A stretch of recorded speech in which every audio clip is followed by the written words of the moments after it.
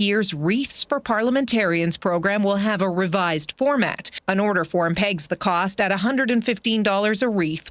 We've got a bunch of developments here. Welcome back to Moose and Loose. My name's David. Today we've got Mark Carney going down to meet with Donald Trump. Again, it's been a long time coming. Carney also announcing a new head to his Defense Investment Agency. Turns out it's one of his buddies. We got a bunch of other stuff here. Let's jump into this. Starting this one off, we got Mark Carney with this one. Canada's new government, he's still doing that, is rebuilding, rearming, and reinvesting our Canadian armed forces. The new Defense Investment Agency will transform the way we buy equipment, build domestic supply chains and manufacturing, and help create thousands of high-paying careers. What is he really saying here? You see my previous video because of this, the $2.4 billion mobile rocket system that they're looking at buying. As I've already broken this story here that Lockheed Martin building this system, Mark Carney invested in Lockheed Martin. This directly enriches himself, which should be highly against the law. And to get this underway, Mark Carney has appointed Doug Guzman, RBC's Doug Guzman, as CEO to head up this new project for Mark Carney. Before I can even dig it up and show you, Pierre's already got it here. Mark Carney handing billions in military purchasing power to a banker buddy with no defense background. How much will go to liberal insiders?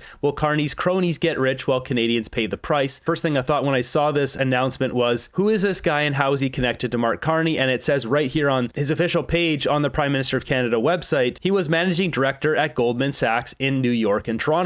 Mark Carney worked at both Goldman Sachs in New York and Toronto. He also worked at the London office and in Tokyo. If I were a betting man, Mark Carney knows this guy and he knows him real well. He's another one of his banker buddies, just like Tim Hodgson. So Mark Carney's bringing in his A-team here. He's gearing up for another election. That's what this looks like to me. But before that election, he's got to try to profit as much as possible for the chance that he doesn't get reelected and doesn't get that majority government he's seeking. This is shaping up as the biggest wealth transfer to billionaires Canada has ever seen. And the hilarious part is all Canadian socialists have been tricked into thinking this is for their benefit as they get mugged. This comment sums it up. That is what's going on here. Moving ahead, another PM that has mugged Canadians, Justin Trudeau. Ontario Crown stays private prosecution of Trudeau over SNC-Lavalin scandal. Why should he be able to operate with impunity? Is he above our laws? He should be in jail. This man should be in jail for what he's done to our country. He should be in jail for this scandal. Moving ahead, we've got Unifor urges prosecution for companies moving production to the US. As Paul Mitchell says here, how communist has Canada become? You can't punish companies for leaving because the business environment, if you saw my previous video, is awful. That came from the Enbridge CEO. Canada's business environment, at least for oil and gas in that case, is awful. The business environment period is awful in Canada. Nobody has disposable income. Good luck running a restaurant today. People don't have money to spend, and you can't punish them if they're moving to America. We have to fix it from the top. The Prime Minister is responsible. Another thing the Prime Minister, Mark Carney, is responsible for is limiting wreaths. That's right. Carney is limiting the number of wreaths he's giving to veterans this year. Laying a wreath at cenotaphs and ceremonies across the country is a long-time tradition and a way to honor veterans at Remembrance Day. In an email obtained by CTV News, the Veterans Affairs Minister writes this year's Wreaths for Parliamentarians program will have a revised format.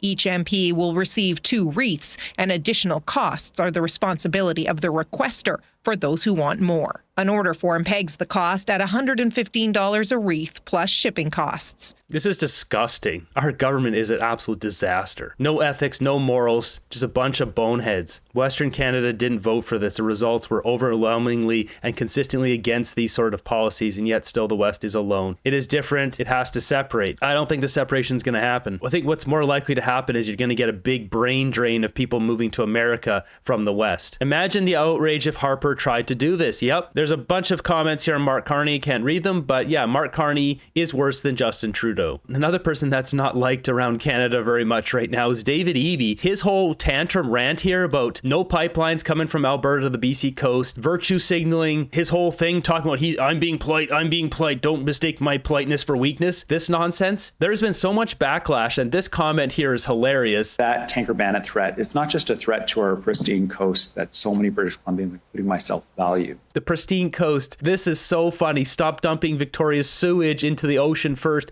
then tell us how important your coastline is. This is a fact. And not only that, I have a disgusting story to share with you. I went swimming at Second Beach in Stanley Park in Vancouver, not knowing that there's a sewage dump that comes out of Vancouver just underneath the Lionsgate Bridge. At least it did back then. I don't know if they've changed it since, but it's basically very crude. It was one of the nastiest, I don't know if it still is, but was one of the nastiest dumps of raw sewage in the ocean, with just a basic filter. And I was swimming around in there. I'm like, what are all these parts? What are all these bits in here? And there was some bits of crab and some random things. And I didn't think much about it. I found out later that, yeah, it's chunky monkey in the ocean there. There's a reason it's chunky monkey. So David Eby talking about pristine coastline when we are dumping raw sewage into the ocean. We're going to find out today if I can really say this word or not. It's disgusting. It's deplorable. And this guy doesn't care about any of this stuff. It all comes down to money. He's tied to this project, blocking Alberta's oil for money. There's something in it for him. Listen to Jason Kenney here. And Jason Kenney, not the most loved guy out there. Definitely not in Alberta. But listen to him here. He absolutely rips Eby a new one. Here's the point. These projects are of such enormous value. When the Prime Minister is talking about nation-building projects to reduce our dependence on the United States, there are no projects that can produce anything like the kind of wealth, export value, job creation, and revenue, tax revenue, as these oil sands projects. If you get a 1 million barrel a day pipeline built at $70 oil, roughly average price, that's like $30 billion of sales a year. To put that in context, that's the exports of the entire Canadian lumber industry, and that doesn't even include the huge multi-billion-dollar investments in upstream development. Right. Okay. You don't tweet often, but when you do, you tweet at length, and you did that today. You did make this lumber point, but you also said David Eby is objectively a much bigger threat to Confederation and to the rule of law than Alberta separatists. You talked about the law being clear, as we learned with TMX, but you talk about a conversation I guess you had with the late John Horgan, where he said that his party, he told you, included a mud hut wing of green extremists, which I took to include Eby, and you called the Premier of British Columbia an ideological zealot who's not on Team Canada. That's a lot, Jason Kenney. I mean, why go there? I mean, what does that do to this? Well, I was watching Eby pretending to be part of Team Canada, be Captain Canada, a guy who's given the Chinese shipyard this subsidized by the Chinese government and the People's Liberation Army, these shipping jobs. He found himself in a convenience store in Tokyo when the first ministers were meeting about creating one Canadian economy, knocking down trade barriers.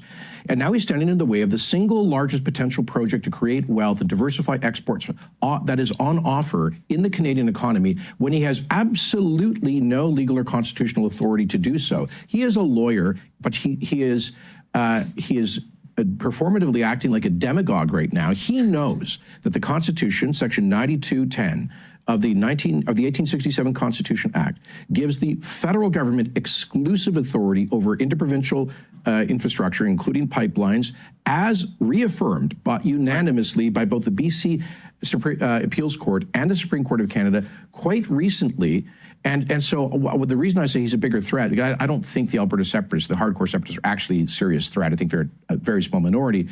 But this is a BC Premier using his office to violate and threaten the Constitution and to say to patriotic Albertans and Saskatchewan residents that he's going to try to use his political authority against the clear letter of the Constitution to block provinces from exporting what they produce, which is undermining the entire premise of Confederation as an economic union. Well, I don't know if he's... That's a checkmate. I mean, like the guy or not, that is a serious checkmate. The fact he brought up David Eby hiding in a Japanese convenience store, he's referring to his tweet where he was bragging about Canadian products being a Japanese convenience store. He took that trip so he wouldn't have to be a part of any of that Team Canada stuff. He wouldn't have to address the situation. David Eby is the epitome of a weak man and a pathetic leader. The guy serving his own interests, doesn't care about people. There's clearly some money involved here. There has to be. He's avoiding the situation like the plague, and we've got Melissa posting this one. Well, David Eby throws a tantrum about this oil situation. We've got the largest M-word seizure in New Zealand history arrived in maple syrup bottles from Vancouver. Maybe Eby should be cracking down on this, or does he have no problem with this happening? So once again, this is Sam Cooper dropping truth bombs here. Sam Cooper also pointed out in Parliament that David Eby's advisor Deng Guo is connected to the United Front Work Department, directly connected to the CCP. What does David Eby have to hide? These climate zealots keep doing everything possible to hurt prosperity in Canada. I brought this one up months ago. This is from February of earlier this year. Guy Beau pulls the pin on $11 billion Kitimat refinery project backed by Stockwell Day. This was private sector money. It would have brought in hundreds of First Nations to build and maintain. It would provide BC with Canadian gas and diesel for our vehicles. And yet they pulled the pin. This is nonstop, and we got Jasmine posting this one. Christy Clark, of all people, ripping David Eby a new one here. This federal tanker ban was a joke when they brought it in, and it's a joke now. And the reason it is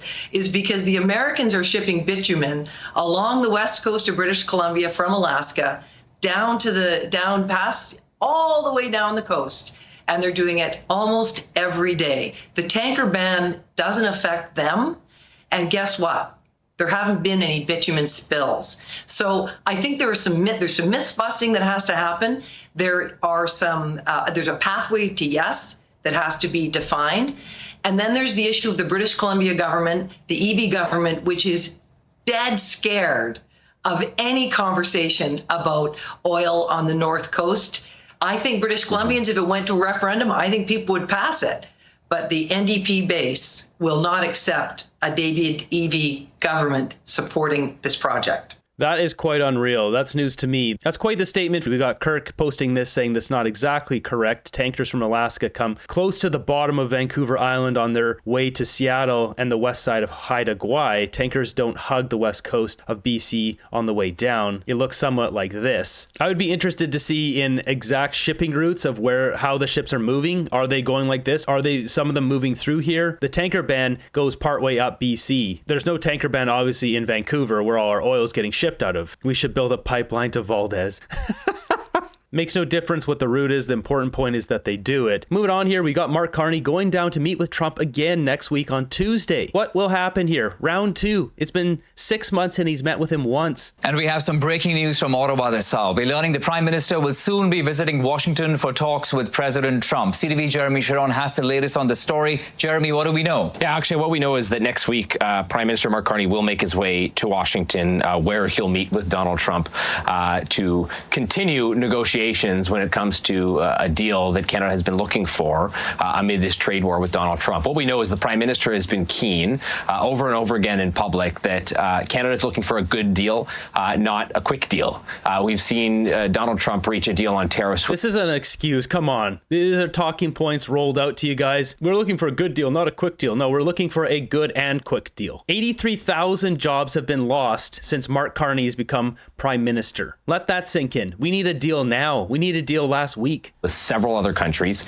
Canada is not one of them so far. The Prime Minister has been clear. He feels as though, due to the fact Canada has the Canada-US-Mexico agreement, the trade deal that already exists, and the fact that that means most of the goods traded between our countries are already tariff-free, that Canada has been better off than most countries so far. And therefore, Canada has been, pushing to get a better deal and not a deal, a fast deal, if you will. That being said, there are sectors that continue to be punished by these tariffs: the lumber, steel, and aluminum sectors, auto sector, copper. And so Canada has been continuing negotiations with Washington. This will be the second time. No, they haven't been. Report this honestly. Blanchett has already blown this wide open. He went down to the White House and found out that Carney isn't trying to get a deal. He hasn't even been talking to Donald Trump. Report this honestly. I wonder if he's going to be sitting down and doing this whole thing again and having the media there, or will this just be kind of he goes in the back door and then they start having a chit chat? Like, what's going to happen here? The Prime Minister heads to Washington for direct negotiations himself, although part of his team has been negotiating with officials from Washington throughout the process. But they'll be looking for some kind of deal, presumably on some of these sectoral tariffs that have been punishing for certain sectors of our economy. We know that Donald Trump and the White House have been after a more all-encompassing deal, something that could be a trade and security agreement. Canada has been pretty keen, has been public about being keen so far for reaching more, sectoral-based deals, smaller deals on a sectoral base. So it remains to be seen whether or not this trip leads to any kind of deal or any kind of progress when it comes to negotiations. But certainly this is, a significant escalation in Canada's efforts towards, continuing discussions with Washington, and the Prime Minister getting involved himself this time around.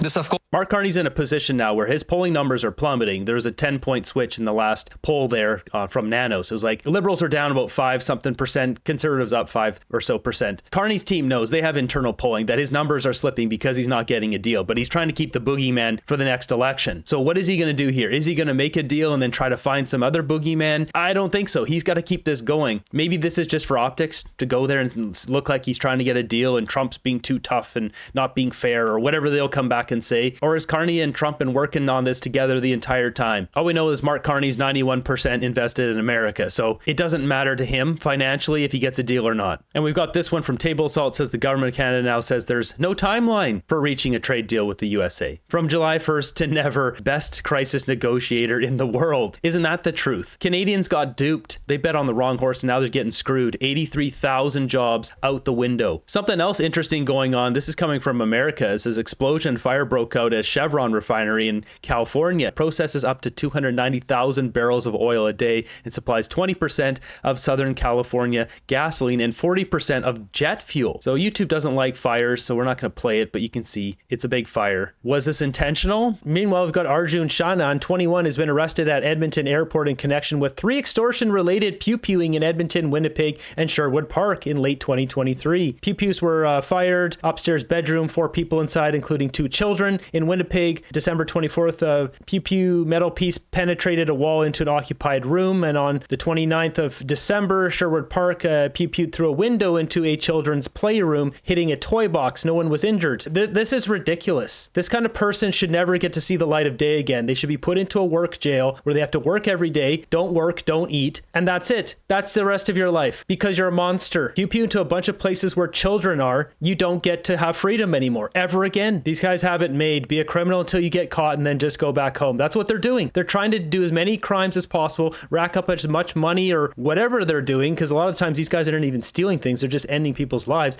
And then when they finally get caught, they just go back home. And that shouldn't be allowed. They should be put in a prison where they have to work their butt off for the rest of eternity.